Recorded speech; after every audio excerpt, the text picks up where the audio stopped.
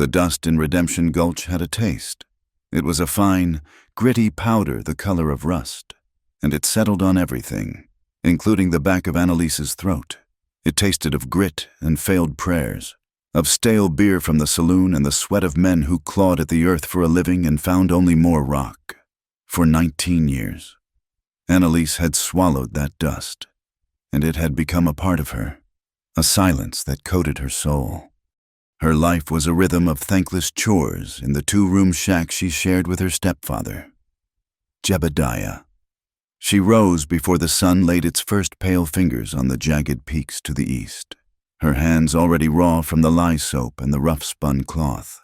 She hauled water from the town well, her shoulders aching under the yoke, her gaze fixed on the ground to avoid the eyes of the men who watched her pass.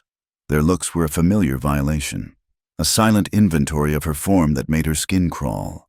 They saw her not as a person, but as a feature of the landscape, something to be appraised like a horse or a claim.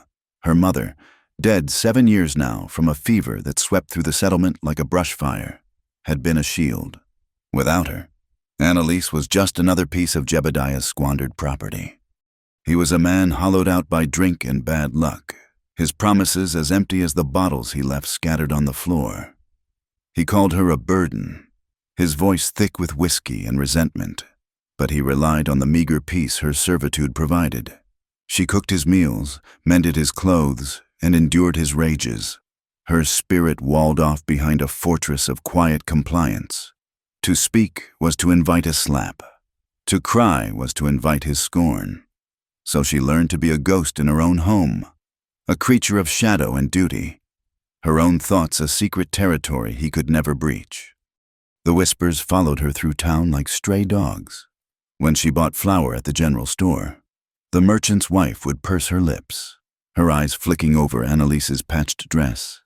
The other women saw her as a temptation or a tragedy, and both were reasons to keep their distance. Annalise learned to read their faces, the quick judgments and the veiled pity. She had no friends, no one to share a quiet word with. Her only companion was the vast, indifferent sky and the knowledge that each day would be the same as the last, a cycle of dust and labor and loneliness. She was an object to be used, to be looked at, but never to be truly seen. That afternoon, the heat was a physical weight, pressing down on the tin roofs and warping the air above the single, rutted street. Annalise was scrubbing Jebediah's shirt on a washboard behind the shack, the harsh soap stinging the cuts on her knuckles. When the shouting started from the saloon, it was not the usual boisterous noise of drunken celebration, but something sharper, uglier. A knot of ice formed in her stomach. She knew that tone. It was the sound of a man who had lost his last coin. She kept scrubbing, her rhythm mechanical, her mind retreating to that quiet place within.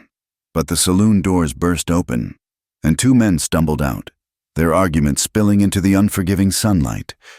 One was Jebediah, his face flushed, his movements unsteady. The other was a man she knew by sight and reputation, Vint. He was a cattle broker with a face like a knotted rope and eyes as small and hard as pebbles. He bought and sold lives, the four-legged kind, mostly, and his cruelty was a town legend. "You owe me, Jebediah," Vint snarled, shoving her stepfather against the saloon's clapboard wall. "The cards don't lie." "I'm good for it. Vint, I swear," Jebediah slurred, trying to push himself upright. "Just give me a week. My luck's about to turn." Vint laughed, a dry, rasping sound. "Your luck ran out an hour ago. You got nothing. No cash, no credit, no horse worth shooting." His cold eyes scanned the dusty street, and then they settled on the shack, and on Annalise. A slow, predatory smile spread across his lips. "No, wait, you got one thing left." The ice in Annalise's stomach shattered, sending splinters of terror through her veins. She froze, the wet shirt dripping forgotten from her hands. Jebediah followed Vint's gaze, his own expression shifting from desperation to a dawning, terrible realization. For a moment, a flicker of something, Shame, perhaps, or a vestige of fatherly duty, crossed his face, but it was fleeting, extinguished by the deeper need of a man in debt to a monster. "Her," Jebediah mumbled, his voice barely a whisper. "Annalise?" "She's a fine-looking piece," Vint said, his voice dropping to a low, possessive growl. He was not looking at Jebediah anymore.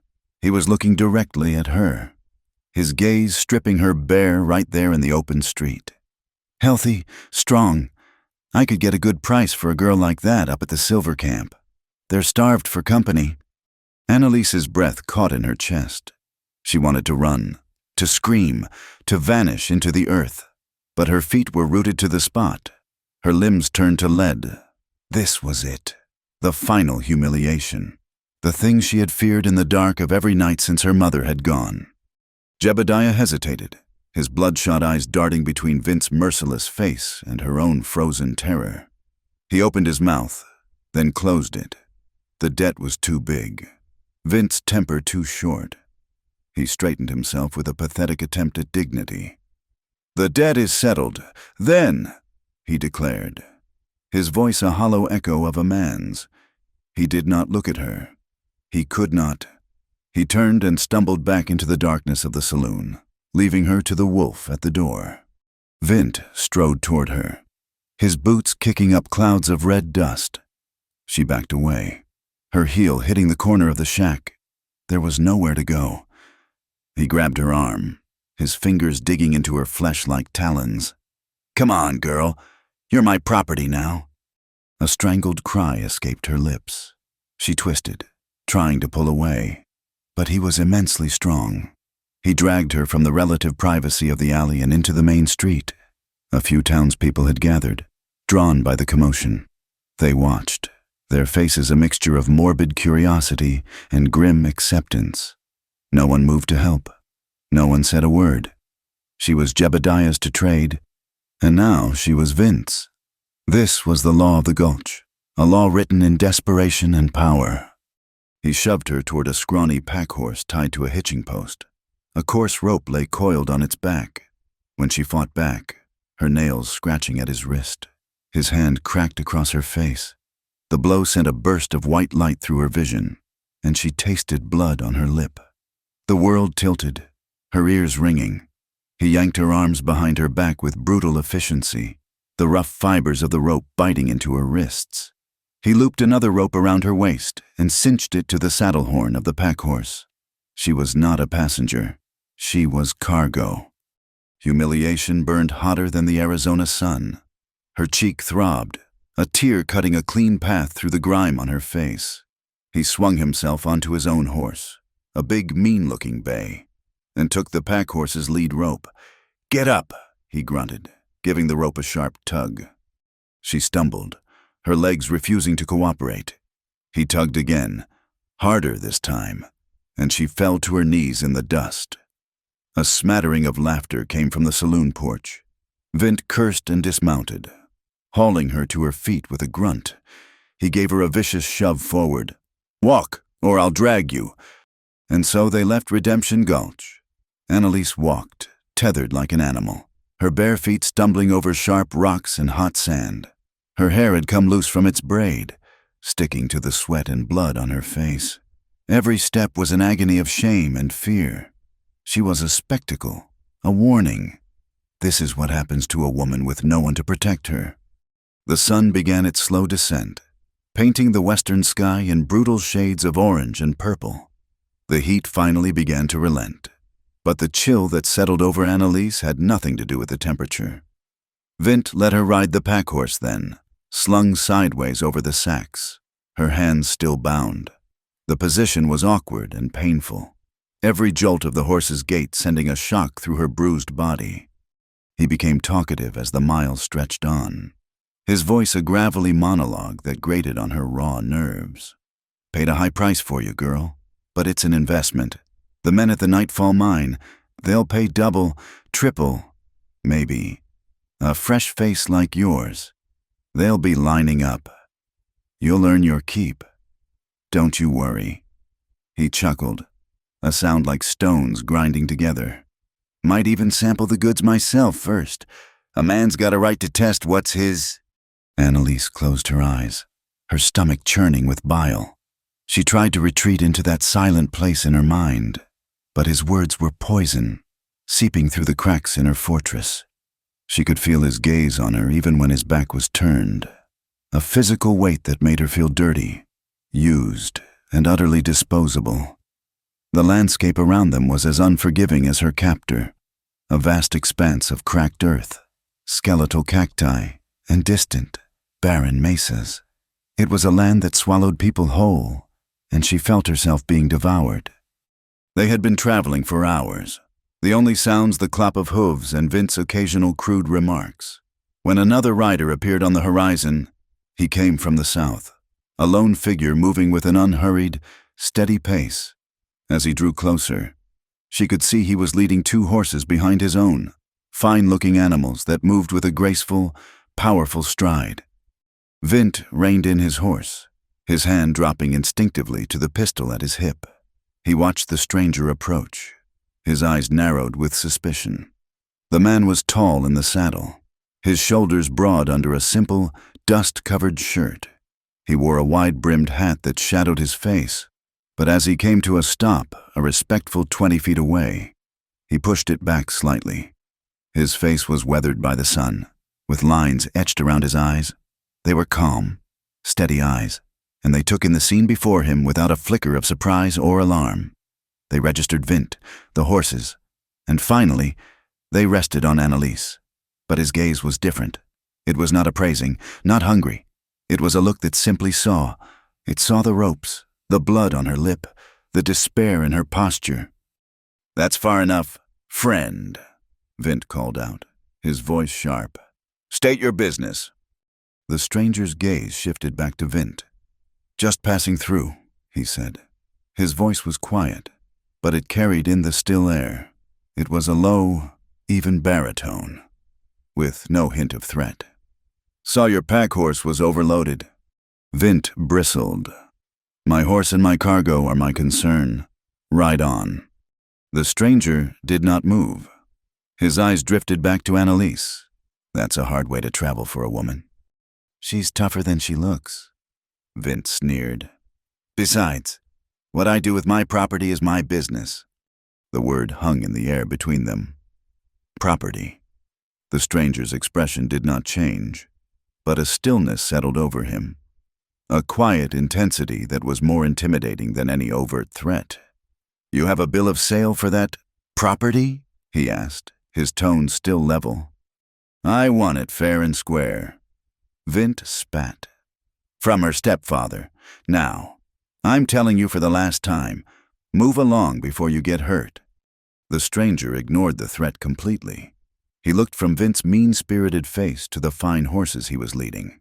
His gaze was thoughtful, calculating. "That mare you're riding has a bad leg, and the pack animal is half-starved," he observed calmly.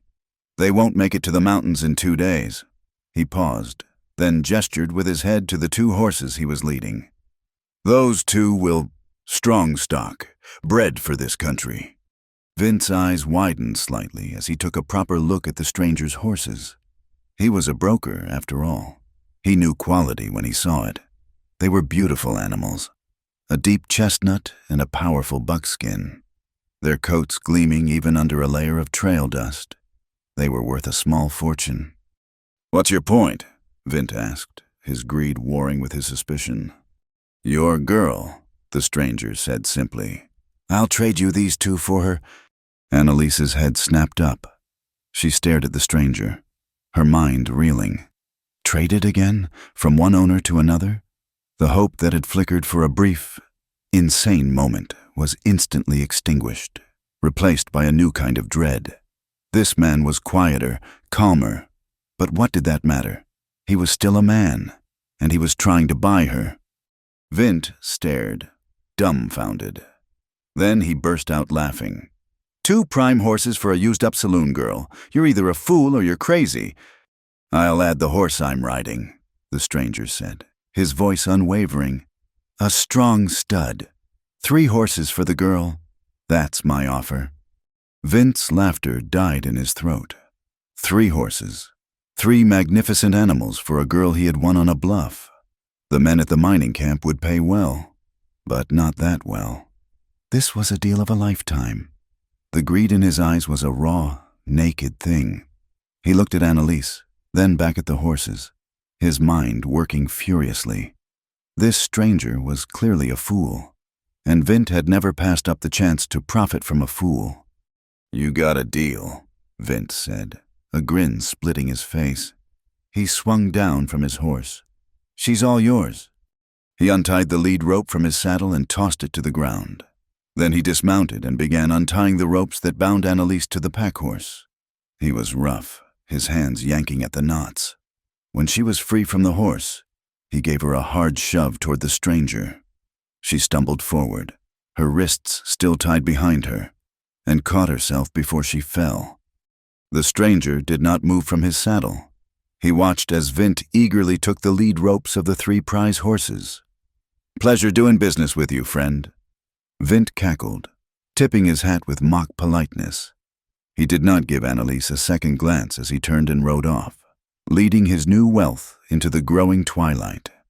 Annalise stood alone in the vast emptiness of the desert, a few feet from the stranger's horse.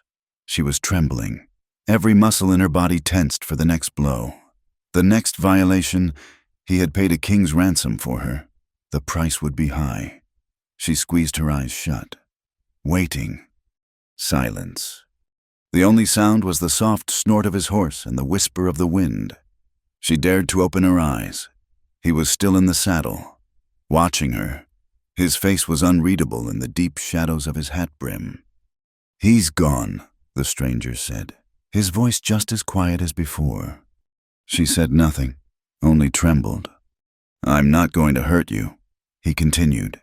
He swung down from his saddle in a single, fluid motion. He was taller than she had realized, and he moved with a quiet confidence. He did not approach her immediately, but stood by his horse, giving her space. "You can go your own way if you want, or you can come with me. I have a ranch a half-day's ride from here. You'd be safe." Her mind could not process the words. Go her own way? Where? Into the desert to die? It had to be a trick, a cruel game. She remained silent, her body rigid with fear and suspicion. He seemed to understand her silence. "He tied you up pretty good," he said, his eyes on the ropes around her wrists. "I can cut you loose, but I won't do it unless you agree to it. I won't touch you otherwise." She stared at him, bewildered, refuses to untie her until she agrees. The concept was so foreign, so utterly alien to her experience, that it felt like a language she did not speak. Choice. He was offering her a choice. Every instinct screamed that it was a lie, a trap. But the way he stood there, his hands loose at his sides, his gaze steady and respectful, held no menace. Her own survival instinct warred with years of ingrained submission. What did agreement even mean, when the alternative was to be left here, bound and helpless? For the coyotes? But he was waiting, patiently. Her throat was so dry it felt like it was lined with sand. She tried to speak, but only a hoarse croak came out. She cleared her throat and tried again. The word, a ragged whisper. "Yes." He nodded once, as if he had expected the answer. He pulled a knife from a sheath on his belt and walked toward her slowly, so as not to spook her. She flinched as he got close, but he stopped a full arm's length away, reaching forward carefully to slide the blade between her wrists and the rope. With a single, clean slice, the rope fell away. He made no move to touch her skin. The blood rushed back into her numb hands in a wave of pins and needles. She instinctively cradled her wrists, rubbing the raw, chafed skin. He stepped back immediately, putting space between them again. He walked to his horse and unstrapped a canteen and a heavy wool blanket. He set them on the ground near her, but not too near. "Here," he said. "Water's clean." Annalise watched him, her mind a whirlwind of confusion. She expected him to claim his prize, to push her to the ground, to take what he had so dearly bought. That was the way of men like Vint. like her stepfather, like all the men in the gulch. But this man just gave her water and a blanket and space. He turned away to check the saddle on his horse, his back to her, as if her presence was of no great concern. He never once let his eyes roam over her body, never looked at her with the possessive hunger she knew so well. It was this, more than anything, that unsettled her. It was a kindness so profound and unexpected it felt more frightening than cruelty. She drank the water, the cool liquid a balm to her parched throat. She wrapped the blanket around her trembling shoulders. It smelled of horse and leather and clean air. When he was done with his horse, he gestured to the pack animal Vint had left behind. "You can ride him. He's slow, but he's steady." He helped her mount, his hand briefly touching her elbow to steady her, a touch so impersonal and fleeting it barely registered. Then he mounted his own horse, and they started off into the dusk, heading south. They rode in silence. Annalise, wrapped in the stranger's blanket, watched his straight back as he rode ahead of her. She did not know his name. She did not know where he was taking her. Not really. Every fiber of her being screamed that she was a fool to trust him, that the other shoe would inevitably drop. But as the miles passed under the rising moon, a different feeling began to take root in the desolate soil of her heart. It was not hope, not yet. It was something far more fragile. It was confusion, deep, profound confusion, born from the actions of a man who paid the price for a woman and then acted as if she were not his to own at all. He had not bought a body. He had bought her freedom, and she had no idea what to do with it. The journey ended as the first hint of dawn bled across the eastern horizon, diluting the inky black of the sky to a soft, bruised purple. The air grew cooler, carrying the scent of pine and dry earth. Eli's ranch was nestled in a shallow valley, a fortress of solitude protected by the looming silhouettes of dark red hills. It was not a large place. A sturdy, simple cabin built of thick, dark timber stood beside a well-built barn. A corral, fashioned from weathered logs, held a few horses that nickered softly as they approached. The entire homestead seemed to have grown from the land itself, solid and unadorned, a testament to quiet persistence. Annalise slid from the back of the pack horse, her legs stiff and trembling. Every muscle ached with a deep, weary pain. She stood in the yard, the blanket still clutched around her, a small, lost figure in the vast, silent landscape. Eli dismounted and, without a word, began to unsaddle his horse, his movements efficient and practiced. He did not look at her, did not issue a command. He simply went about his work, leaving her to stand in the terrifying emptiness of her own volition. After he attended to the horses, he finally turned to her. In the growing light, she could see his face more clearly. It was a kind face, she thought. Though it was not soft, it was carved by sun and wind, and his eyes, a clear, steady gray, held a deep and abiding quiet. They held no judgment, no expectation. "The house has 2 rooms, he said, his voice as calm as it had been on the trail. "You can have the one in the back. There is a bed." He led the way to the cabin. The door was a single, thick plank of wood, and he pushed it open without a key. It swung inward on well-oiled hinges. The inside was sparse but immaculate. The main room held a stone fireplace, a rough-hewn table with 2 chairs, and shelves lined with tins and sacks of flour and beans.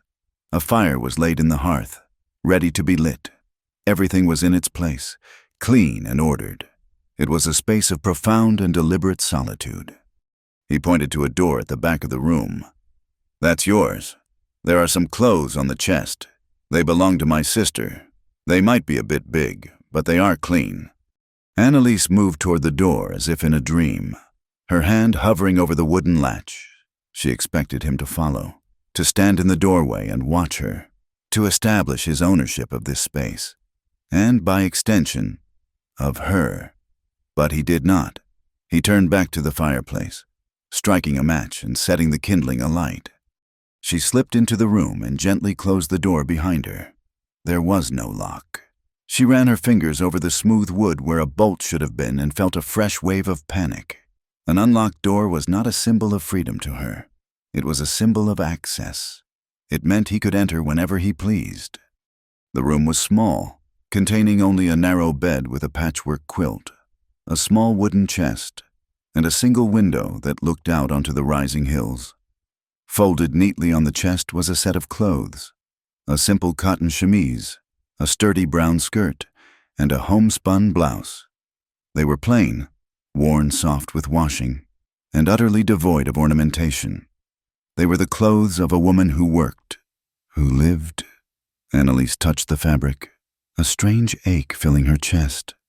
She shed her own ragged, filthy dress, the garment of her humiliation, and washed herself from a basin of cold water that sat on a small stand.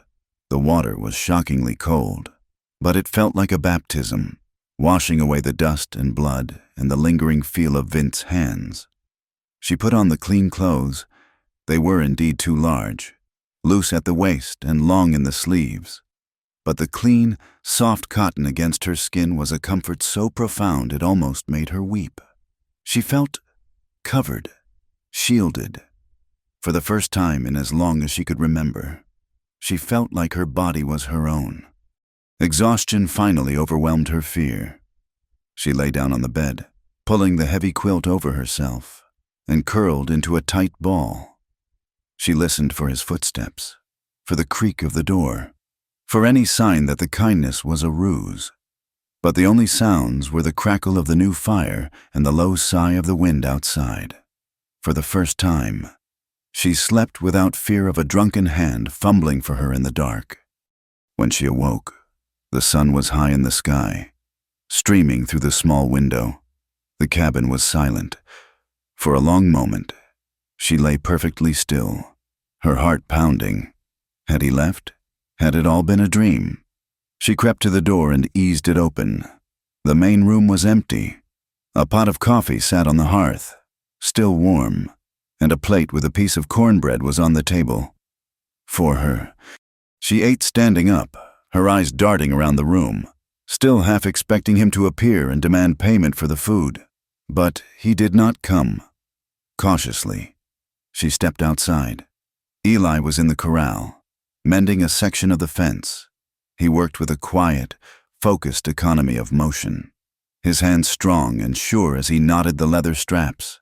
He saw her, and he nodded once in greeting, then returned to his work. He did not call out to her, did not approach her. He simply acknowledged her presence and left her be. This pattern continued for days. Annalise lived in a state of suspended disbelief, a breath held tight in her chest. She watched him constantly, a hawk tracking its prey, trying to decipher his motives. She watched his hands. They were large, calloused, and capable.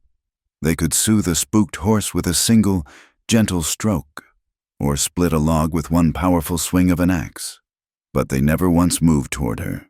They never lingered, never suggested a threat. They were simply hands that did the work that needed to be done. He spoke little, but when he did, his words were direct and simple. That evening, as they sat at the table eating a stew of beans and salted pork, he finally offered the explanation she had been so desperately, fearfully awaiting. "My sister's name was Sarah," he said, his gaze fixed on the steam rising from his bowl. "She was younger than me. We grew up back in Missouri. When our parents died, we came out here looking for a fresh start." He paused, his jaw tight. "We were not far from here when we ran into some men, deserters from the army. They wanted her." Annalise stopped breathing. She stared at her own hands, clenched tightly in her lap. "I tried to stop them," he continued, his voice low and flat, devoid of emotion. "They left me for dead. When I came to, she was gone. I found her 3 days later." He fell silent for a long time, the only sound the hiss and pop of the fire. "She did not survive what they did to her. I buried her myself, right out there." He nodded his head toward the window. "There's a sycamore I planted over her. It is the only one for 100 miles. He finally looked at Annalise, his gray eyes clear and filled with a sorrow so deep it seemed a part of the man himself. I do not believe in owning people. Annalise, no one has that right. What I saw Vint doing to you, I could not let that happen. Not again. He stood up and took his bowl to the wash basin. You are free to go whenever you wish, but for as long as you want to stay, this is a safe place. I will not ask anything of you. That is my word. He left the cabin then, to check on the animals, leaving her alone with his story and his promise. She did not know what to believe. His grief felt real, a palpable thing in the small, quiet room. But the world she knew was a place of transactions. Everything had a price. A man did not give away 3 prime horses for nothing. The debt had to be paid. Somehow, she remained convinced that the bill would come due, and she waited for it, her suspicion a shield she could not yet bring herself to lower. Slowly, cautiously, she began to inhabit the space he had given her. The silence of the ranch, which at first had felt menacing, began to feel like a balm. She started to explore, never straying too far from the cabin, her senses on high alert. She found a small, neglected vegetable garden behind the house, choked with weeds. On impulse, she began to pull them, her fingers sinking into the cool, dark earth. The simple, repetitive task was calming. She found a rhythm in it, a sense of purpose that was entirely her own. She was not doing it for Jebediah, or for any man. She was doing it because the weeds needed pulling. Eli saw her working, but he said nothing, only left a bucket of water and some tools by the garden gate the next morning. It was his way, a quiet, unobtrusive offering. No praise, no demands, just a simple act of support. She began to take on other small tasks. She learned the morning ritual of feeding the chickens, their eager clucking a cheerful sound in the crisp air. She scattered the grain and watched them peck, a small, genuine smile touching her lips for the first time in years. She learned to milk the single, placid cow in the barn, her movements clumsy at first, but growing more confident each day. The warmth of the animal's flank, the sweet smell of hay and milk, the rhythmic pull and squeeze. It was all so grounding, so real. It was life, simple and unadorned. She found a basket of mending in her room, filled with Eli's torn shirts and work trousers.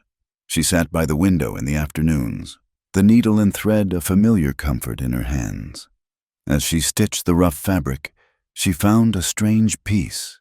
She was not a servant here. She was a contributor, a partner, in a silent, unspoken way. Each repaired seam was a small act of restoration, for the cloth and for herself. In these small routines, she began to heal. The constant, grinding fear in her belly started to loosen its grip. She still watched Eli, but her observations were changing. She saw the way he spoke to his horses, his voice low and gentle. She saw the care he took with his tools, cleaning and oiling them at the end of each day. She saw a man who respected the world around him, who moved through it with a quiet reverence. He was a man who built, who nurtured, who protected, the opposite of every man she had ever known.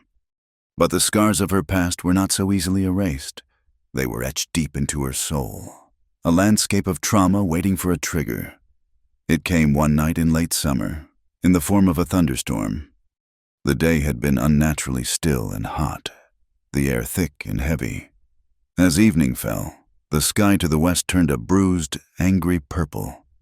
The first rumble of thunder was a distant growl, but it sent a jolt of pure terror through Annalise. The sound was too much like the roar of a drunken man, the prelude to violence. As the storm rolled closer, each crack of thunder was a slap. Each flash of lightning the glint of rage in a man's eyes. She was in the barn, finishing the evening milking, when the storm broke in its full fury. Rain hammered on the tin roof, a deafening, chaotic roar. Wind shrieked through the cracks in the walls. A bolt of lightning struck a nearby ridge, and the simultaneous crack of thunder was so violent the very timbers of the barn seemed to shake. That was what broke her. The carefully constructed walls of her composure crumbled to dust. A sob tore from her throat, a raw, animal sound of pure anguish. She scrambled into an empty stall, curling into a ball in the hay, her hands pressed over her ears, but she could not block out the sounds or the memories they unleashed. The shouting, the breaking glass, the heavy thud of a fist against a wall, the feeling of being small and helpless and utterly alone. The sobs came uncontrollably, great, shuddering gasps that racked her entire body. Years of unshed tears, of swallowed pain and silent screams, came pouring out of her. She wept for her mother. She wept for the girl she had been. She wept for the woman she would never be. She was no longer Annalise. She was just a vessel of pain, lost in a storm of her own making. She did not know how long she had been crying when she sensed a presence. She looked up, her eyes blurred with tears, and saw Eli standing at the entrance to the stall. He was soaked from the rain, his hat in his hand, his face a mask of concern. Her first instinct was to shrink away, to hide, but she was too broken to move. He did not step into the stall. He did not reach for her. He simply stood there for a moment, and then he slowly sank to the ground, sitting cross-legged in the alleyway just outside the stall, his back against the opposite wall. He was close enough to be a presence, but far enough to be safe. He did not speak for a long time.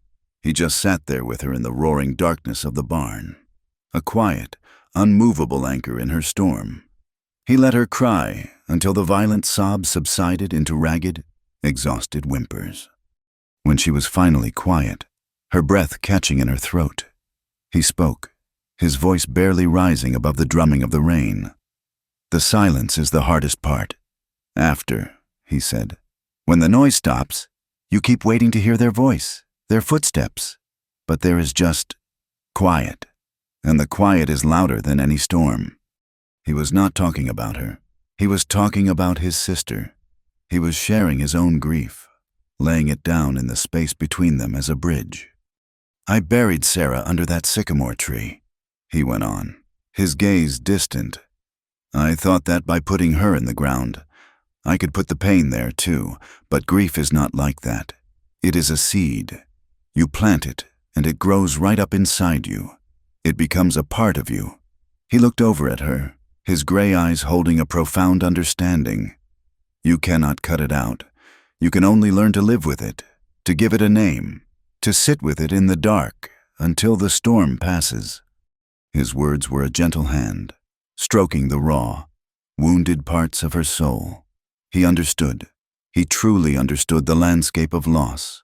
The rain on the roof began to soften, its rhythm slowing to a steady, gentle patter. The thunder retreated, a low grumble in the distant hills. In the quiet that followed, Annalise found her voice. It was a small, broken thing, a whisper of sound in the hay-scented darkness. "I do not even know what I am anymore." The words were a confession of her deepest shame. Was she a servant? A possession? A whore in the making? She had been defined by others for so long. She had no idea who she was without their labels. Eli was silent for a moment, and when he spoke, his words were the kindest she had ever heard, because they were not filled with pity, but with possibility. "You are not what they traded," he said, his voice firm but gentle. "You are what you choose to be next." He let the words settle in the quiet air of the barn. "You are what you choose to be next." It was not an absolution. It was a challenge, an invitation. He was handing her back a piece of herself she thought had been stolen forever, the power of choice. Slowly, shakily, she pushed herself up. He watched her, but made no move to help, letting her find her own strength. She stood, brushing the hay from her skirt. The tears had washed her clean, and in the aftermath of the storm, both outside and in, the world felt new and fragile. She looked at him, really looked at him, not as a potential threat or a confusing benefactor, but as a man who had sat with her in her darkest moment and had not tried to fix her, but had simply shared the darkness. A fragile seed of trust, planted in the fertile ground of shared grief, began to unfurl within her. It was a terrifying feeling, this flicker of trust in another human being. But as she looked at Eli, sitting there on the floor of his barn, his quiet strength a shield against the night, she had a feeling that this time, just maybe, it was a seed worth letting grow. She was beginning to learn that not all men wanted to own her. Some, it seemed, just wanted her to be free. The weeks following the thunderstorm were a time of quiet unfolding. The storm had broken something open in Annalise, and in the space, it cleared. Something new began to grow. The change was not sudden, but gradual. Like the slow greening of the valley after a long winter, it began in her body. The work on the ranch, which had at first been a simple distraction, became a source of strength. She started taking on heavier tasks, not waiting for Eli to ask. She learned to swing an axe, her movements initially clumsy but growing surer with each stroke. The muscles in her arms and back tightened, and the constant ache of servitude was replaced by the satisfying soreness of labor. She stood taller. It was a small thing, something she did not even notice at first. But one day, while drawing water from the well, she caught her reflection in the bucket's still surface. The woman looking back was not the hunched, hollow-eyed creature who had stumbled out of Redemption Gulch. Her shoulders were back, her chin was lifted, not in defiance, but in simple awareness of the space she occupied. She was no longer trying to make herself smaller, to disappear. Her voice, too, found a new register. She began to speak more openly, her sentences growing longer than a single, hesitant word. She would ask Eli questions about the ranch, about the seasons, about the names of the wildflowers that grew in stubborn patches near the creek. He always answered her directly, his quiet attention a validation she had never known. He listened as if her words mattered. One morning, the brutal reality of their isolation made itself known.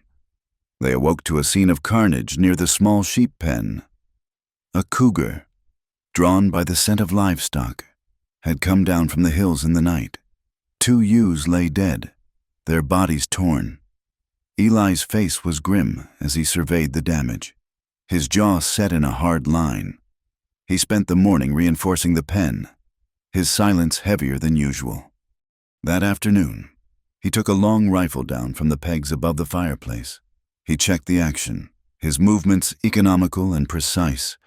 Annalise watched him, a knot of apprehension tightening in her stomach. She expected him to ride out into the hills, to hunt the great cat. Instead, he turned to her. "You need to learn to use this," he said, his tone leaving no room for argument.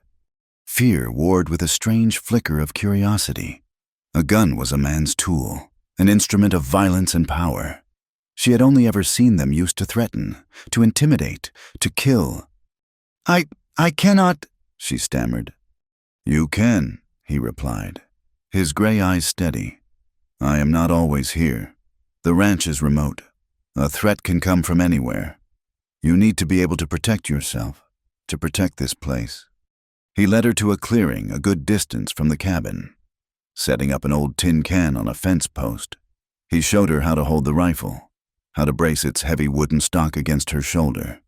He stood behind her, but he did not touch her, his instructions spoken in a low, calm voice. "Let the weapon become a part of you. Do not fight it. Breathe out as you squeeze the trigger. Do not pull it." The rifle was heavy, an alien weight in her hands. The smell of gun oil filled her nostrils. Her first shot went wide, the recoil a shocking force that slammed into her shoulder, making her stagger. The blast was deafening, echoing off the red rock hills. Her ears rang, and her heart hammered against her ribs. "Again," was all he said. She reloaded, her hands shaking slightly. She remembered his words. Breathe out. This time, she focused on the can, on the simple mechanics of the rifle, on the rhythm of her own breathing. She squeezed the trigger. The shot was still wide, but closer. They spent the rest of the afternoon in the clearing. He was a patient teacher, correcting her stance, reminding her to keep both eyes open, Slowly, her fear gave way to a fierce concentration. She was not thinking about Jebediah or Vint or the men from the saloon. She was thinking only of the rifle, the target, and the straight line between them. On her 7th shot, she hit the can. It flew from the post with a satisfying clang, landing in the dust. A slow smile touched Eli's lips. It transformed his stern face, softening the hard lines around his eyes. "You are a quick learner." Annalise, a feeling of pride, sharp and unfamiliar, surged through her. She had held an instrument of power in her hands and had not flinched. She had controlled it. It was a revelation. Their quiet suppers became the anchor of their days. In the soft glow of the kerosene lamp, the world outside the cabin walls seemed to fall away. They began to share stories, small, fragmented pieces of their pasts offered up like shy gifts. He told her about growing up in Missouri, about the vast green fields so different from this harsh, red land. He spoke of his father, a blacksmith who had taught him the value of shaping things with his own 2 hands. Annalise, in turn, found herself speaking of her mother. She described her mother's hands, always busy, kneading dough or stitching quilts. She spoke of the songs she used to sing, simple folk tunes that had been the only real beauty in Annalise's childhood. Speaking of her was painful, but it was a clean pain, a way of honoring a memory that had been buried under years of abuse. Sometimes, a story would spark a shared moment of humor, and a soft laugh would pass between them. The sound of her own laughter was strange to Annalise, like hearing a bird sing a song she had long forgotten. In these moments, sitting across the small wooden table from him, she felt a connection that went deeper than words. It was a kinship of 2 lonely souls who had found an unlikely harbor in one another. But Eli always maintained his distance. He never sat too close, never let his hand brush against hers when he passed her a plate. The space between them was a tangible thing, a boundary he had drawn and would not cross. At first, she had been grateful for it. It was the foundation of her safety. But as the weeks turned into months, something within her began to shift. She started to notice things about him she had not allowed herself to see before. She noticed the way the sun had bleached the tips of his dark hair. She noticed the strength in his forearms when he rolled up his sleeves to chop wood. She noticed the kindness in his eyes when he looked at his dog, a scruffy mutt named Patch. One evening, he was telling a story about a stubborn mule, and he laughed, a full, genuine laugh that came from deep in his chest. In that moment, Annalise looked at him and thought, "He is a handsome man." The thought was a jolt, a spark of electricity that shot through her with an intensity that was both thrilling and terrifying. It was a feeling she had never experienced, a feeling that was entirely her own, not a response to a man's appraisal of her, and it terrified her. To feel this way was to be vulnerable. Her body, the source of all her pain and shame, was betraying her, awakening with desires she had sworn to kill. She felt a deep, gut-wrenching shame. How could she feel this for any man, after everything that had happened? She began to pull back, her conversations growing shorter, her posture losing some of its newfound confidence. She was afraid of him, but more than that, she was afraid of herself. The world outside their secluded valley had not forgotten them. One day, Eli needed to ride into Redemption Gulch for supplies. Annalise, feeling a desperate need to prove to herself that the town no longer held any power over her, insisted on going with him. He was hesitant, his expression clouded with worry, but he did not forbid her. The moment they rode down the main street, Annalise knew it was a mistake. The whispers started almost immediately. Faces appeared in windows. Conversations on the saloon porch fell silent. The townspeople stared, their gazes a mixture of contempt and salacious curiosity. She could feel their eyes on her back, stripping her down, branding her. The source of their venom became clear when she saw him. Vint was standing outside the general store, leaning against a post, a smug, possessive grin on his face. He had seen them ride in, He had been waiting. He had not been idle in his defeat. He had sown a story, a poisonous seed that had taken root in the fertile soil of the town's suspicion. He told everyone that the quiet, reclusive rancher had not saved the girl out of charity, but had outbid him for a piece of property. He painted a lurid picture of their life together, casting Eli as a hypocrite and Annalise as his willing concubine, a kept woman hidden away in the hills. The merchant's wife, a woman whose face was a permanent mask of sour judgment, served Eli with pursed lips, her eyes flicking to Annalise with open disdain. As Annalise waited outside, two women passed by, whispering loudly enough for her to hear. Shameless, one of them hissed, pretending to be some poor victim while she plays the harlot for that rancher. Annalise felt the blood drain from her face. She wanted to shrink, to disappear, to run back to the safety of the ranch. But before she could move, a third woman, bolder than the rest, stooped down and picked up a handful of small, sharp stones from the street. Get out of our town, you whore! She spat, and she threw the stones. They stung Annalise's skirt, and one struck her arm, a sharp, biting pain. But the physical sting was nothing compared to the agony of the humiliation. It was happening all over again. The public shaming, the judgment, the utter degradation. She was right back where she started, an object of scorn, a piece of filth to be discarded. Eli came out of the store just in time to see the woman throw a second handful. His face went dark with a rage so cold and still it was more terrifying than any shouting. He took a single step forward, and the women scurried away like frightened quail. He did not say a word. He simply helped her onto her horse, his movements stiff with fury, and they rode out of town, a cloud of dust and shame following them. The ride back to the ranch was a long, terrible silence. Annalise's mind was a maelstrom of pain and anger. The fragile peace she had built for herself was shattered. The strength she had cultivated felt like a child's fantasy.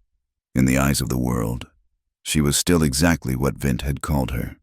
Property, a thing to be used and discarded. And all of her fear, all of her shame, all of her rage needed a target. When they reached the cabin, she slid from her horse and turned on Eli, her eyes blazing with unshed tears. "Is this why you did it?" she cried, her voice raw with accusation.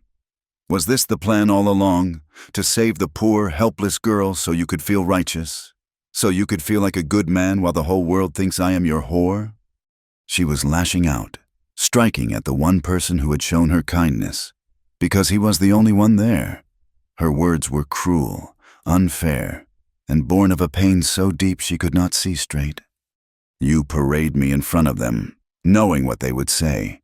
Did it make you feel powerful, Eli, to own the thing that every other man wanted?" she screamed, her chest heaving with sobs. She beat her fists against his chest, her blows weak and ineffectual. "You did not save me. You just built a prettier cage." Eli stood there and took it. He did not raise his voice, did not defend himself. He let her rage and cry, his face a mask of sorrow. He let her beat against him until her strength was spent and she was leaning against him, weeping, her accusations dissolving into incoherent sounds of grief. He stood perfectly still, not holding her, not pushing her away. He let her cry until the storm had passed, until she was limp with exhaustion. Then, and only then, did he speak. His voice was quiet, filled not with anger, but with a profound and weary sadness. "I would rather have you hate me free." "Annalise," he said, his words cutting through her pain with their simple, devastating truth. "Then love me as a prisoner." He gently took her arms and set her back from him, then turned and walked toward the barn, leaving her alone in the yard. The echo of his words hanging in the air. "Hate me free. Love me as a prisoner." He was still giving her the choice. Even now, when she had accused him of the worst, he was handing her freedom back to her. She stumbled into the cabin, her body and soul aching. His words circled in her mind, a relentless refrain. She had accused him of being like all the others. But his response had proven, once and for all, that he was not. He had absorbed her pain without blame. He had understood that her anger was not truly for him, but for the world that had tried to break her. As dusk settled over the valley, a new resolve hardened within her. She had let the town, let the ghosts of her past define her again. She had let their poison seep in and corrupt the one good thing she had found. Eli's words were not just a defense, they were a challenge. Who would she choose to be? The victim who lashed out in fear, or the woman who could accept a kindness without suspicion? That night, she walked back out to the barn. He was sitting on a hay bale, sharpening a tool by the light of a lantern. His shoulders slumped. He looked up as she entered, his face weary. She did not say a word. She walked directly to him, her heart pounding a frantic, terrifying rhythm against her ribs. This was her choice. Not a reaction, not a submission, but a deliberate act. She reached out, her hand trembling, and touched his cheek. He did not flinch, but his eyes widened in surprise. Then she leaned in and pressed her lips against his. It was not a graceful kiss. It was clumsy, desperate, and filled with all the confusion and turmoil of her heart.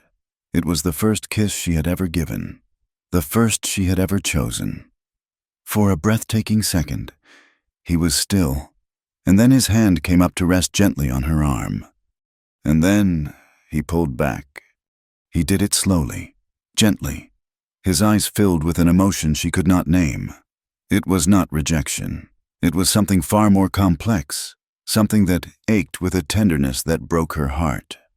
He looked at her, his thumb stroking the back of her arm. His voice, when he spoke, was a low, rough whisper. "Annalise," he said, and her name on his lips was a prayer. "When you believe you are worth loving, that is when you should choose." He was giving her back to herself, yet again. He was telling her that this choice had to be born not from gratitude, or loneliness, or desperation, but from a place of strength and self-worth she had not yet found. He would not take from her until she was ready, truly ready, to give. He would wait until she loved herself enough to know what she was choosing, and in that gentle refusal, in that impossible act of patience, Annalise felt a love more profound and real than any kiss could ever convey. Eli's words in the barn became the soil in which Annalise's new life took root. When you believe you are worth loving, that is when you should choose. The phrase was not a denial, but a gift. He had seen the nascent strength in her, the flickering ember of self-respect, and had gently shielded it, refusing to let his own feelings become the wind that might extinguish it. He was not waiting for her to be ready for him. He was waiting for her to be ready for herself. And in that profound act of patience, she understood that to be worthy of such a love, she first had to confront the ghosts that whispered she was worthless. Her first pilgrimage was a solitary one, without telling Eli where she was going. She took one of the pack horses and rode the long miles back toward Redemption Gulch. She did not enter the town, but skirted its edges, tethering the horse in a thicket of mesquite before making her way on foot to the dusty, neglected cemetery on the hill. It took her nearly an hour to find the grave. It was marked by a simple wooden cross, the name Eleanor carved into it, the letters faded and weathered by years of unforgiving sun and wind. Weeds grew thick and thorny around its base, a testament to a memory untended. Annalise knelt in the dirt, her fingers tracing the faint lines of her mother's name. For a long time, she did not speak or weep. She simply knelt, letting the silence and the memories wash over her. She remembered her mother's hands, smelling of flower and rosemary. She remembered the sound of her humming, a low, constant melody that had been the soundtrack of a life before the silence fell. She had spent so many years trying to forget, walling off the pain of her mother's absence. But now, she understood. Forgetting was not healing. With her bare hands, she began to pull the weeds. She worked for hours under the hot sun, her fingers raw and bleeding, her back aching. She cleared the ground, packed the earth, and found a few hardy desert wildflowers to plant at the foot of the cross. When she was finished, the small plot of land was clean, ordered, and cared for. It was a small act, but it felt monumental. It was an apology, a promise, and a reclamation. She was no longer the neglected child. She was the daughter who remembered. "I will live a life you would be proud of," she whispered to the silent cross, her voice clear and steady in the quiet air. "I will be strong, I promise." Her second confrontation required a different kind of courage. A week later, she rode into Redemption Gulch with Eli. This time, her fear was a cold, hard knot in her stomach, but it was overshadowed by a steely resolve. She would not be driven from this town by shame. She would walk its street with her head held high. As they dismounted in front of the general store, she saw him. Jebediah was stumbling out of the saloon, his face puffy and unshaven, his eyes bleary with drink. He saw her, and a strange expression crossed his face, a mixture of surprise, resentment, and a flicker of something she could not name. Opportunity, perhaps. He staggered toward them, his voice a wheedling whine. "Annalise, there you are, girl. I was worried sick. Vint, that animal, he took you." He reached for her arm, his hand trembling slightly. "Come on home. Now, it is all in the past." The town seemed to hold its breath. A few onlookers stopped. Their curiosity piqued. This was the moment. The old Annalise would have shrunk away, would have allowed his touch, would have submitted to the familiar pattern of his authority. But that Annalise was buried on the hill with her mother. She took a step back, out of his reach. She stood to her full height, her shoulders back, and she looked him directly in the eye. Her voice, when she spoke, was not loud, but it was as clear and cold as well water. "I have no home with you, Jebediah." He blinked, taken aback by her tone. "Now, Annalise, do not be like that. You are my kin, my responsibility. You belong with me." "Belong?" The word was a whip crack in the still air. "I never belonged to you. I was a burden to be fed, a servant to be worked, and a poker chip to be traded when your luck ran out. You have no claim on me. Not then, and not now." A murmur went through the small crowd. Jebediah's face flushed a dark, mottled red, a mixture of anger and humiliation. He had expected a tearful, compliant girl. He was faced with a woman made of iron. "You ungrateful wench," he snarled, his voice rising. "After all I did for you." "You did nothing for me that did not serve yourself." She cut him off, her gaze unwavering. "You let a monster drag me from my home. You settled your debt with my life. That is the only thing I will remember of you." She turned her back on him then, a final, deliberate act of dismissal, and walked into the general store, leaving him standing alone and exposed in the middle of the street. His authority crumbled to dust. The townspeople looked at him, then at her, and for the first time, their expressions held not scorn, but a grudging respect. The story of Annalise was being rewritten, and she was holding the pen. The transformation was visible in every aspect of her being. The quiet, distant kindness that had defined her relationship with Eli slowly blossomed into a true partnership. They worked side by side, their movements often synchronized, a silent understanding passing between them. The physical space he had always maintained between them began to shrink, not by his actions, but by hers. She would stand closer to him as he explained how to mend a harness, her arm sometimes brushing his, and he would not pull away. But Vint's malice had long roots. The rumors he had planted continued to fester. He and his men were a lingering poison in the territory, a threat that lay coiled just beyond the red hills. Annalise felt it in the air, a sense of being watched, a prickling on her skin when she worked near the edge of the property. The attack came on a moonless night. Annalise had been in the cabin, mending a shirt by lamplight. Eli had gone out for a final check of the livestock.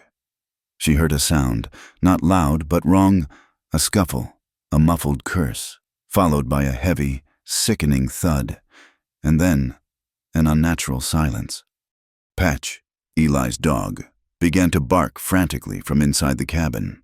The knot of unease Annalise had been carrying for weeks tightened into pure, cold dread. She grabbed the rifle from its pegs, her hands moving with a speed and certainty that would have been unthinkable just months before.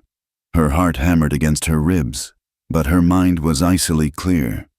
She eased the cabin door open, the rifle held at the ready. "Eli," she called out, her voice a strained whisper. Silence. The barn door was ajar. A dark, gaping mouth. A faint, metallic scent hung in the air, the smell of blood. She moved toward the barn, her bare feet silent on the cool earth. Every sense was screaming. Every shadow held a potential threat. She peered into the darkness of the barn and saw him. He was a dark shape on the ground, just inside the entrance, terrifyingly still. For a moment, she could not breathe. The world tilted, a wave of nausea and terror washing over her. But then, a different instinct took over, a fierce, protective rage that burned away the fear. She knelt beside him, her hands searching for a pulse. She found it, faint but steady, at his neck. He was alive. He was bleeding from a deep gash on his temple, and another on his forearm. His shirt was torn. It had been an ambush. 2 or 3 men, from the look of the scuffed dirt. They had not come to kill him. Not yet. They had come to send a message. This was Vince's work. With a strength she did not know she possessed, she managed to get him to his feet, his arms slung over her shoulders, and half dragged, half carried him into the cabin. She laid him on his bed, his face pale and clammy in the lamplight. Panic tried to claw its way up her throat, but she shoved it down. He needed her. There was no time for fear. She moved with a desperate efficiency. She lit another lamp, her hands shaking so badly she could barely strike the match. She barred the door. She boiled water on the hearth. She tore strips from a clean sheet for bandages. The gash on his forehead was deep, still oozing blood. It would need stitches. She found his sewing kit, the one he used for mending leather, and threaded the smallest, sharpest needle with a piece of boiled thread. Her hands were trembling violently. She took a deep, steadying breath, remembering his words in the clearing. Let the weapon become a part of you. Do not fight it. The needle was her weapon now, a tool to fight death. She cleaned the wound as gently as she could, her touch light. He moaned, his head moving restlessly on the pillow. She leaned close, her voice a soft murmur. "It is all right, Eli. I am here. I will take care of you." And then she began to sew. Each stitch was an agony of concentration. She pushed the needle through his skin, her own stomach churning, her focus narrowed to that single, terrible task. The world outside the small circle of lamplight ceased to exist. There was only the needle, the thread, and the man whose life lay in her trembling hands. When she was finished, she bandaged the wound, her work clumsy but secure. She did the same for his arm. She spent the entire night by his side. She sat in a chair pulled close to the bed, the rifle laid across her lap, her eyes fixed on the barred door. Every creak of the cabin, every gust of wind, sent a jolt of adrenaline through her. They might come back. They might try to finish the job. She would be ready. Sometime before dawn, he began to burn with fever. He tossed and turned, muttering words she could not understand.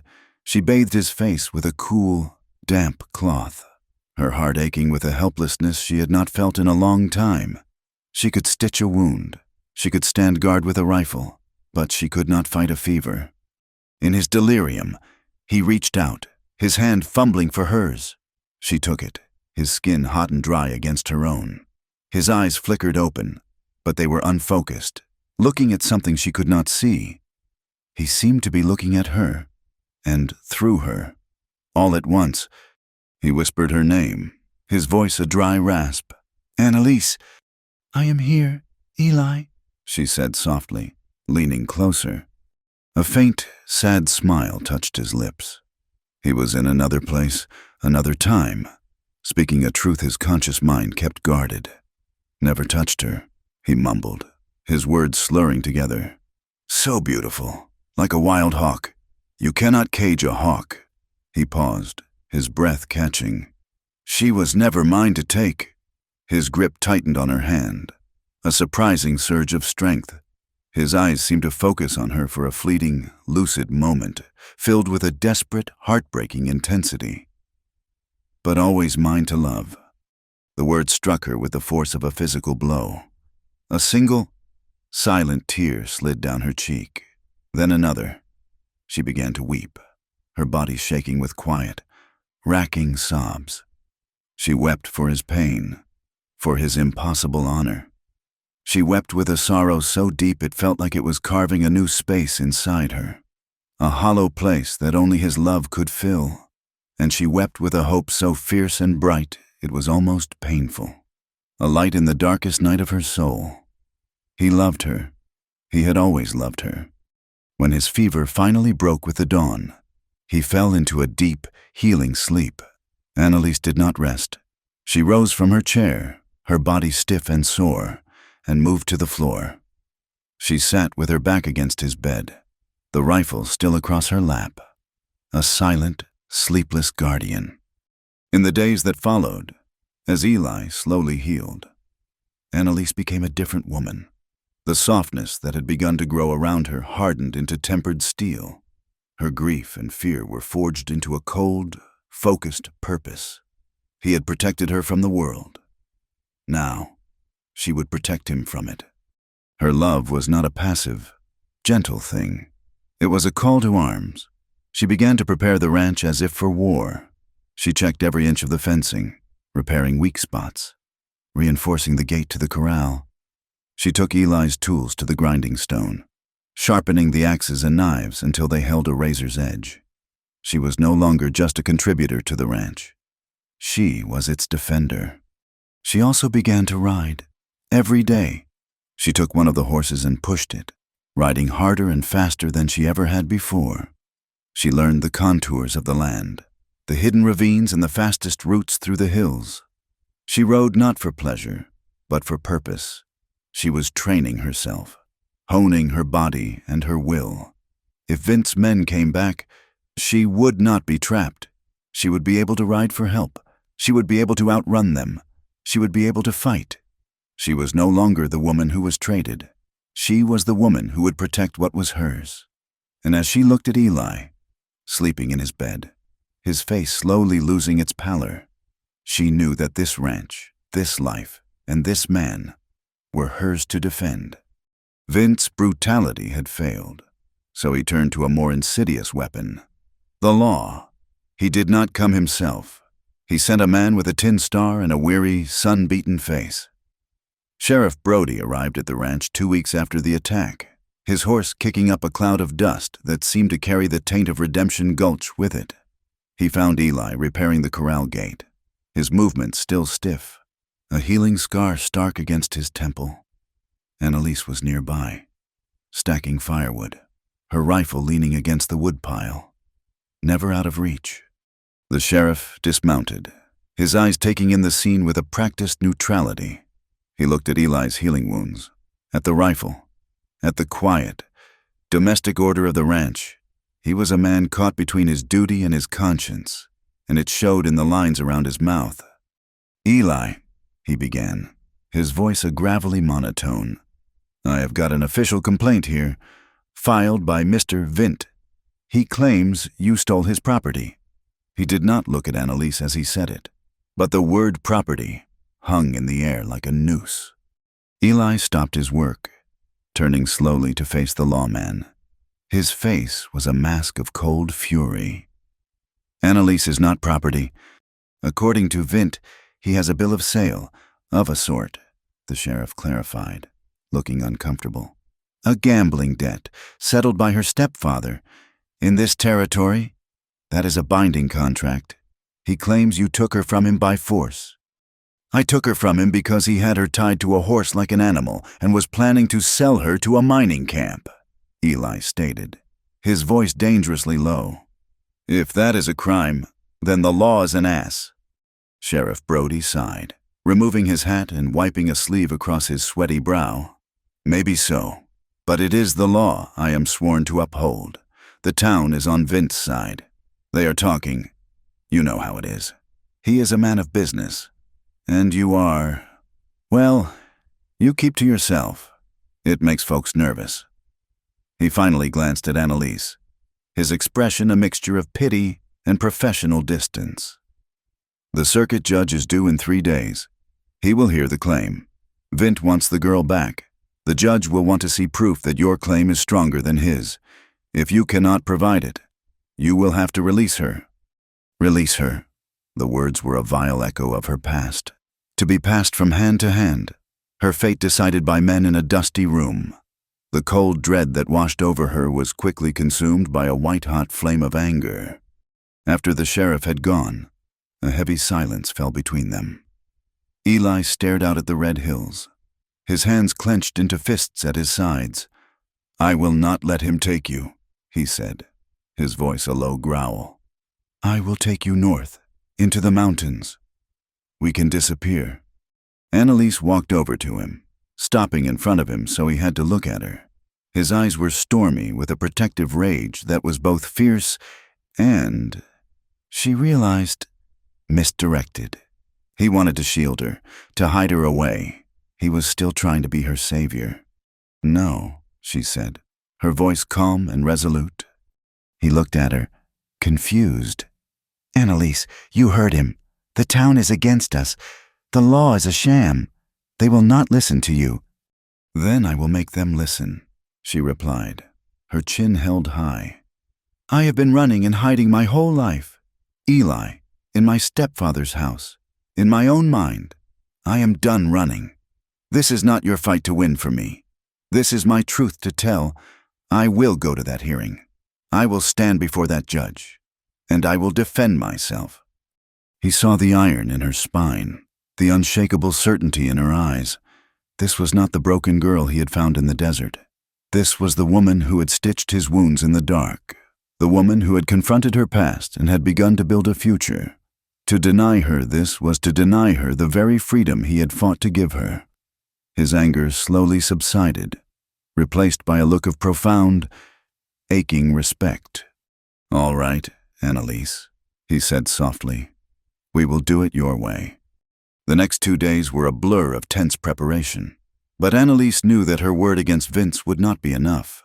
She needed something more, and then she remembered, on that terrible journey from the gulch, Vint, in his arrogant boasting, had mentioned his meticulous records.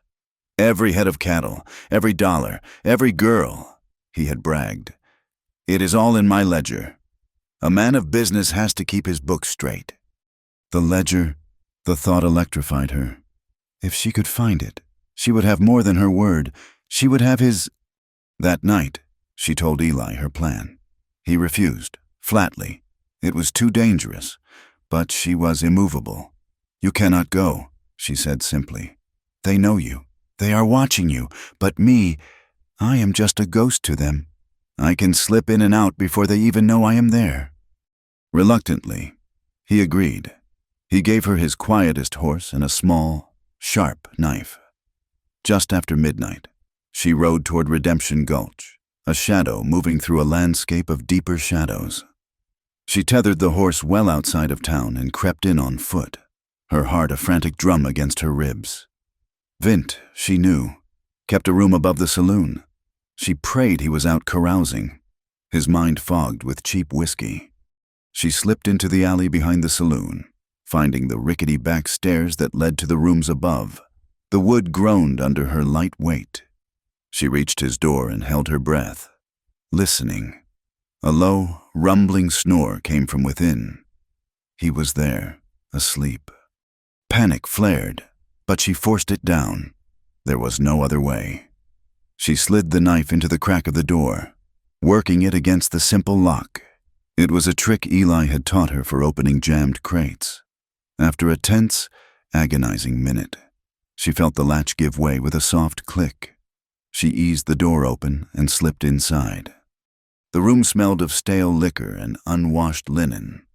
Vint was sprawled on the bed, a dark, hulking shape in the moonlight filtering through the grimy window. His snores were a constant, threatening rumble. She moved with the silence of a predator, her eyes scanning the small, cluttered room. She saw a small, locked chest at the foot of his bed. It had to be there. She found the key on a ring hanging from a nail by the door. Her hands shaking, she took it, crept to the chest, and unlocked it. Inside, beneath a few spare shirts and a bottle of whiskey, was a thick, leather-bound book. The ledger. She grabbed it, tucked it into the waistband of her skirt, and backed out of the room as silently as she had entered, not daring to breathe until she was back on the street, the cool night air on her face. The hearing was held in the saloon, the air thick with the smell of sawdust, sweat, and simmering hostility. The circuit judge, a man named Patterson, was a stern, white-haired man with eyes that seemed to have seen every form of human depravity and were impressed by none of them. The room was packed. Vint sat at a front table with his lawyer, looking confident and smug. Annalise sat beside Eli, her hands clasped tightly around the ledger hidden in a burlap sack on her lap. The proceedings were as brutal as she had feared. Vint testified first, painting a picture of a simple business transaction. He claimed he had taken Annalise in as an act of charity, to save her from her drunken stepfather, and that Eli, consumed by lust, had stolen her away. He was smooth, believable, and he played to the crowd's prejudices. Then he called his witnesses, one by one. Townsmen took the stand, their testimonies a chorus of slander. They called her a liar, a seductress. They claimed she had made eyes at them, that she was known to be of loose morals. They said she was clearly manipulating the reclusive rancher to get her hands on his land. With each lie, Annalise felt a piece of her armor chip away. The crowd murmured their agreement, some of the men laughing crudely. She kept her gaze fixed forward, refusing to let them see her tears. Finally, Judge Patterson called for Eli to testify. He walked to the front of the room, his presence a stark contrast to the sneering men who had come before him. He stood tall and straight, his gaze meeting the judge's without flinching. Mr. Vint claims the woman, Annalise, is your property, the judge said, his tone flat. What say you? Eli looked out at the hostile crowd, and then his eyes found Annalise. He was not speaking to the judge, or to the town. He was speaking only to her. She is not mine, he said, his voice clear and resonant in the suddenly quiet room. A satisfied smirk crossed Vint's face. Eli took a breath, his gaze never leaving Annalise. But I hope one day she will be my wife. A collective gasp went through the saloon. The declaration was so unexpected, so utterly sincere, that it momentarily silenced the jeers. It was not a legal argument. It was a testament. He had laid his heart bare in front of them all, a shield of honor against their filth. Vint's smirk vanished, replaced by a look of pure fury. That is all I have to say, Eli said, and he returned to his seat beside her. Annalise, the judge called, his voice softer now, intrigued. Do you have anything to say in your own defense? This was her moment. She stood, her legs trembling but her resolve firm, and walked to the front. She placed the burlap sack on the judge's table. The entire room leaned forward, their eyes wide with curiosity. My name is Annalise, she began, her voice shaking slightly at first, but growing stronger with every word. I am not property. I am not a harlot. I am a woman who was treated like an animal by a man who sees human beings as nothing more than items to be bought and sold. She looked directly at Vint, her eyes blazing. This man did not save me. He trussed me up like cargo and boasted of the profit he would make from my body at a mining camp. Lies, Vint shouted. jumping to his feet. She is a hysterical female, spinning tales. Then, perhaps, Annalise said, her voice cutting through his protest, you can explain your own words. She reached into the sack and pulled out the heavy ledger, throwing it onto the judge's table with a loud thud that echoed through the room. This is his account book. He calls it his ledger. I call it a record of a slave trader. Judge Patterson looked down at the book, then up at Annalise, then at the suddenly pale face of Vint. He opened it. He read the first page, his eyebrows rising. He turned to a page in the middle, his expression hardening. He read in silence for a full minute, his face growing darker with every entry. The book was meticulously kept. It listed names, dozens of them, all girls, dates, locations, and prices. A redhead from the saloon in Prescott, $50. Two sisters from a failed farmstead, $75 for the pair. It was a catalog of human misery, written in Vint's own precise, damning hand. Finally, the judge looked up. His eyes were chips of ice. He looked at Vint with a look of such utter contempt that the cattle broker physically recoiled. Mr. Vint, the judge said, his voice dangerously quiet. This ledger appears to document numerous transactions that fall under federal statutes against human trafficking, a crime far more serious than a disputed property claim. He closed the book with a sharp snap. The claim against Eli is dismissed. He then pointed a finger at the sheriff. Sheriff Brody, you will place Mr. Vint under arrest. I want him in irons, awaiting federal marshals. This court is adjourned. The saloon erupted. The town was stunned into silence, their jaws agape. Vint, his face ashen, tried to bolt for the door, but the sheriff, his face grim with a newfound sense of purpose, blocked his path. For the first time, Annalise saw true fear in Vint's eyes. The invincible bully was broken. Eli stood and held out his hand to her. She took it, her fingers lacing through his, together. They walked through the stunned, silent crowd, who parted for them as if the sea itself. They did not look at any of them.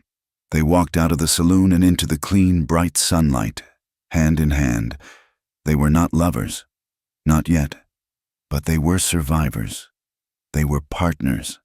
And for the first time, as they mounted their horses to ride home, Annalise felt truly, unconditionally free.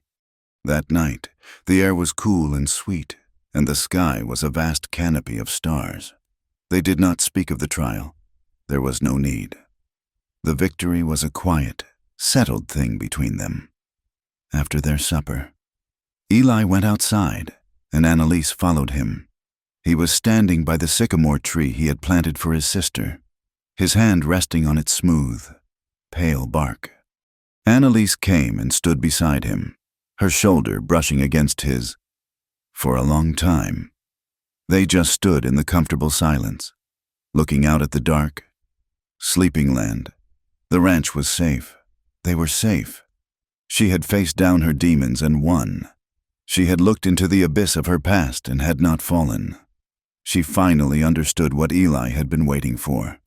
She finally believed what he had told her. She was worthy of love. She was worthy of choosing. She turned to him, her face illuminated by the soft starlight. "Eli?" she said, her voice a clear, soft whisper in the quiet night. "I want to be your bride." He turned to look at her, his expression unreadable, his heart in his eyes. She reached up and touched his face, her fingers tracing the line of his jaw. "And I want you to look at me now," she continued, her voice thick with an emotion that was deeper than gratitude, stronger than desire. "Not as a body, but as someone who has stayed." They were married on a Tuesday. Under the sparse shade of the sycamore tree, there were no guests from Redemption Gulch, no prying eyes or poisoned whispers. The town and its judgments had ceased to exist for them, a bad dream from which they had both awakened. Their only witnesses were the silent, watchful hills, a wandering preacher with a Bible as cracked and weathered as his own face, and 3 Apache men from a small settlement to the south. Eli had traded with them for years, a relationship built on the rare currency of mutual respect. They arrived not with gifts, but with a quiet presence, their dark, unreadable eyes missing nothing. They were men who understood the language of the land, of survival, and of honor, and their attendance was a greater blessing than any a church could offer. The preacher, a man named Silas, who claimed the whole territory as his parish, read from his worn book, his voice a dry rasp that the wind seemed to carry away as soon as the words were spoken. But Eli and Annalise were not listening to him. They were looking at each other. Annalise wore a simple dress she had sewn herself from a bolt of blue calico, her hair braided with a few stubborn wildflowers she had found growing by the creek. Eli wore a clean shirt, his own face scrubbed, the scar on his temple a pale, silvery mark against his tanned skin. Their vows were not the flowery promises of poets. They were simple, solid things. Like the rocks that formed the foundation of their home, he promised to be her shield. She promised to be his anchor. He promised her a lifetime of choices. She promised him a lifetime of choosing him. When the preacher pronounced them husband and wife, Eli did not kiss her with the triumphant passion of a groom claiming a prize. He simply took her hand, his thumb stroking the back of her knuckles, and a silent, profound understanding passed between them. The Apache men nodded once, a gesture of solemn approval, and then, as silently as they had come, they mounted their horses and disappeared back into the hills. Their wedding feast was a simple stew, eaten at the rough-hewn table as the sun went down, painting the sky in glorious, heartbreaking shades of rose and gold.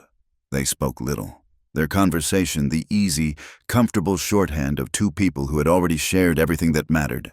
The fear, the pain, the trial, it was all in the past.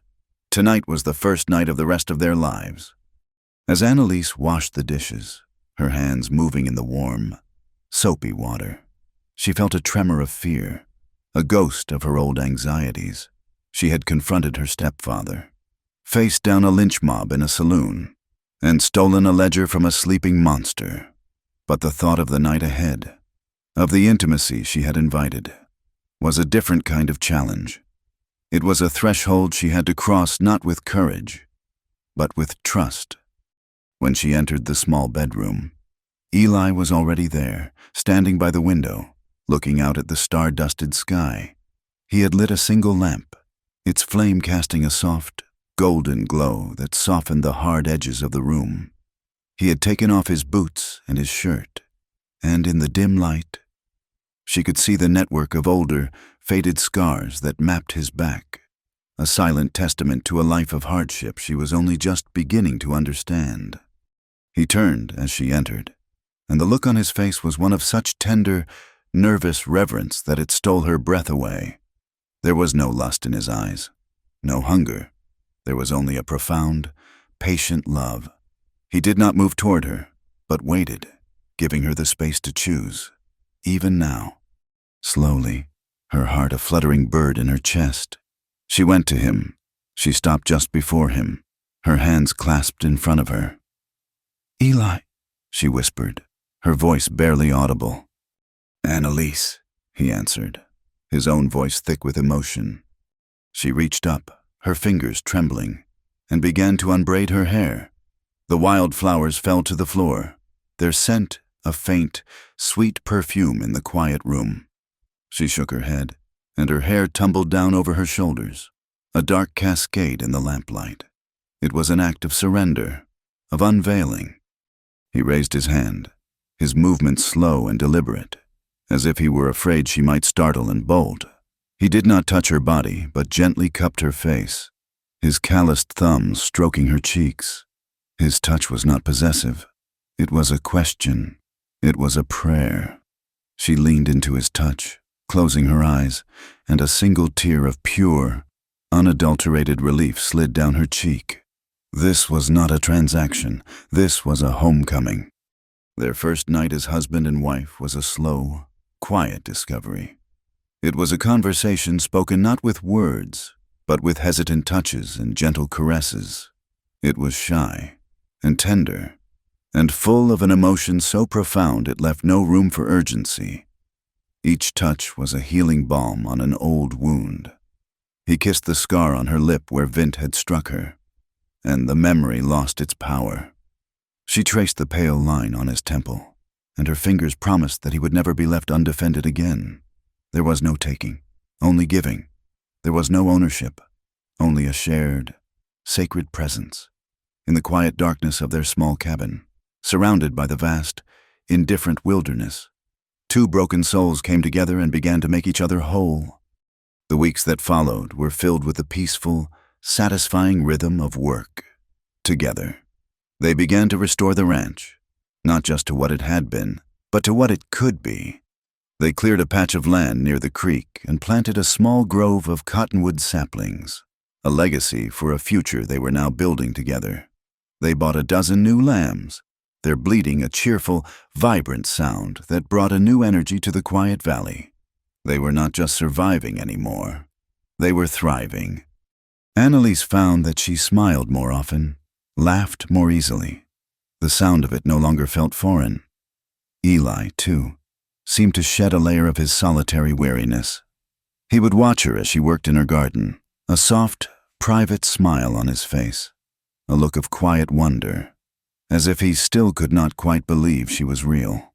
One rainy afternoon, exploring the small, dusty attic of the cabin, Annalise found a large wooden trunk. Inside, packed away in mothballs, were old clothes, dresses, and shirts that must have belonged to Eli's parents and to his sister, Sarah. The fabrics were old and faded, but still strong. An idea took root in her mind. She brought the clothes down, washed them, and began the painstaking process of cutting them into squares. She was going to make quilts. As the days grew shorter and the nights cooler, she would sit by the fire in the evenings, her needle flying, stitching the disparate pieces of the past into a new, beautiful, and functional whole. It was the story of her own life, she realized, taking the discarded scraps of her past and making something warm and strong. But she did not just stitch fabric. Into each quilt, she wove symbols, her needle and thread telling a story only she and Eli would understand. She stitched the outline of a hawk, its wings spread wide, a symbol of the freedom she had found. She stitched a circle of interlocking sycamore leaves, a sign of protection, of memory, of a grief that had become a foundation for love. Each quilt was a prayer, a shield against the cold of winter, and a testament to the life they were building. But the world outside their valley had not entirely forgotten them. Vint was gone, taken by federal marshals, but the poison he had spread left a bitter residue. He had men who had been loyal to him, men who had lost a source of income and who blamed Eli for their misfortune. The final ghost of her past had yet to be laid to rest. It happened on a bright, cold autumn day. Eli was out in the far pasture, reinforcing a section of fence that had been weakened by the last rains. Annalise was in the cabin, kneading dough for the evening's bread.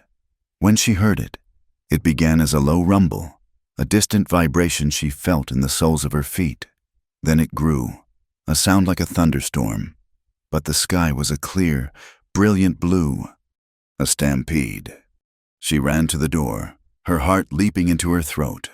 A herd of wild longhorns, a dozen or more, was thundering down the narrow valley, their horns a thicket of sharpened points, their eyes wide with panic. And directly in their path, his back to them, unaware, was Eli. She saw a figure on the ridge above the valley, a man on horseback who had clearly driven the cattle down the slope, aiming them like a weapon. Vint's last loyal man, his final act of cowardly revenge. There was no time to think, no time to scream a warning that would be lost in the roar of hooves. Annalise reacted with pure, honed instinct. She grabbed the rifle from its pegs, her hands steady, her mind icily calm. She burst from the cabin, running toward the corral, trying to get a clear angle. Eli had heard them now. He had turned, his face a mask of disbelief as the wave of horns and hooves bore down on him. He was too far from the fence, too far from cover. He was going to die.